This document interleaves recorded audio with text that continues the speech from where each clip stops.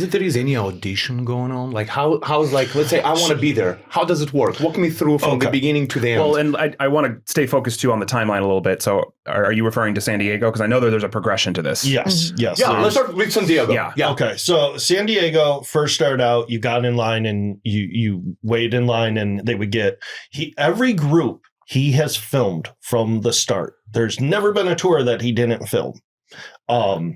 So you go in with groups of about 8 people at a time, take about 45 minutes to 50 minutes. In San Diego? No, dog food. A bag of dog food. I want to ask about that because I don't understand that. He used to do a donation to Greyhound something. So you bring Greyhound dog Rescue. food and that's your admission fee? Yes. Mm-hmm. Yeah. So what is he trying to gain out of this? Or at least what does he say he wanted to gain out of this from the beginning? Like he just calls it fun? Yes. It's just for fun. He wants to afford to push yourself. He can afford to build all this and he's not charging any admission. No. Nope. So he was in the Navy. And we'll get there. There has been several times that we have tracked down and found that he has taken about $10,000 in money from people for tours.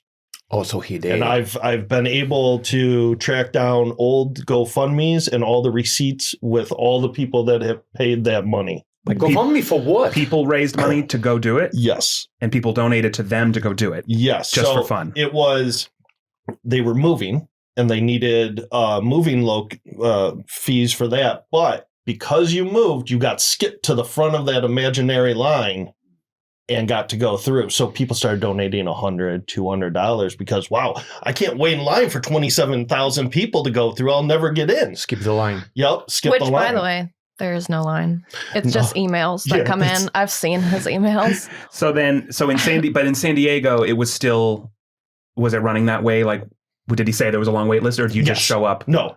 So there was always a long wait list. I would say till about 2011, 2012 was when the 27,000 person number started coming out. That was also the time, once it got into the extreme ones, there was a thing called a bounty that started coming out. And in San Diego, it was like win $1,000. It wasn't anything big. Once he left San Diego and lost his actors, then there was a prize bounty at 20,000. And that's where you get into the whole... If you make it through. And that's where everybody's like, well, yeah, I'll take some pain for $20,000. That'll change my life. Yeah. They can't kill me. So San Diego, give me the timeline for San Diego and then also when you got involved. Yeah. So San Diego started early 2000s and then grew all the way up until 2017. He left San Diego. Wow. Okay.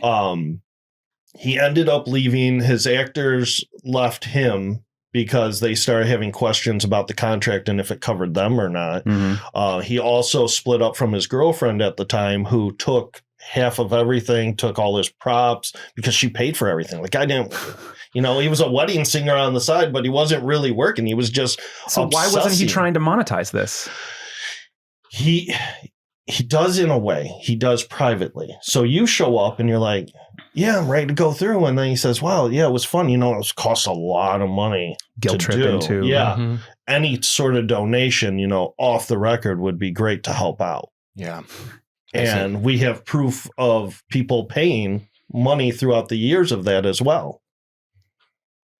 Wow. Okay. So when were you involved in San Diego? No, I was never involved in San Diego. You came after. Yeah. So a movie called Haunters Are the Scare came out. It was on Netflix. And I was between jobs at the time. I was doing some graphic design. I had a logo that I was working on. And I was like, what am I going to use for this? And I saw Haunters was playing in the background. And I started watching. I was like, this can't be real. I need to talk to this guy. So I put McKamey Manor on the logo and I send him a message like, hey, free logo. I just want to do an interview with you. And it was like 5 minutes. He hits me up. He's like, I love the logo. What else can you do? Can you do film editing? I need help with film editing. You want to take a tour? I can get you in a tour right now. Which year was that? This was 2018. And he was where now? He was in Tennessee. So that had it had been going for about a year. In Tennessee. Yeah. Which Tennessee is a lot less violent of a show. Like California was violent. California was interesting because you would think it'd be the other way around. I actually thought they moved out because of we have a lot of laws and stuff. So it's hard to do those things wants people in to think California. Yeah. No. He had to sell his house because he couldn't afford the the payment. And there's tax evasion too. Yeah. And all that. So when this Netflix thing that came out in what, 17, 18? Yeah. And that wasn't like any kind of exposing. That was like very promoting it almost. It was, yeah. Look how cool this is kind of thing, right? Even though it had already hit the mainstream that it was hurting people. Mm-hmm. Oh, yeah. But it didn't matter. Like, no. Right. So, yeah, the director of that, his name's John Snitzer. He has a lot of Russ's footage because he filmed a lot of those tours. And rumor has it that when Hulu was making their movie, John wanted to make a pro McKamey Manor movie. Russ signed off all the rights. That's what the rumor is that Russ signed off all the rights to all the footage and gave it to John. Wow. Okay. So you connected with him. He says, wow, you can do all these things for me. You're my best friend now. And that was in 18? Yeah. He's in Tennessee. You're where? I'm in Michigan. Okay. And you took him up on it. Yeah, at first it was like, cool, yeah, I'm in a Facebook group. Yeah, that'd be cool to do some video editing and that for you. It was fun. I like doing that stuff. And as far as you were concerned, I mean, this is all good and legit, and you were just into it. Yes, because like I straight up, I was asking him stuff. He was like, well, you're a smart guy. It's all smoke and mirrors and all that. And then seeing some of the footage, there is certain things like his shots. The haunt doesn't exist.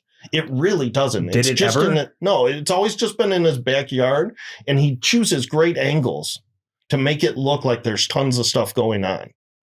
Because you see, from the outside looking in, from watching promotion, you see this footage, which will be heavily censored for this YouTube version. If you want the uncensored, go to Trilogy Plus.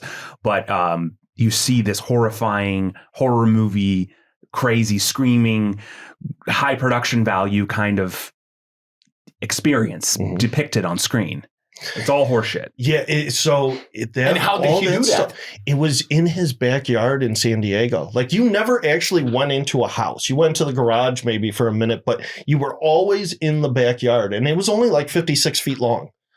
And the way that he would make it go long is he would blindfold you and walk you through like a maze, and then take the blindfold off of you and make you go back through it again. So it was like double the length, which later he caught on.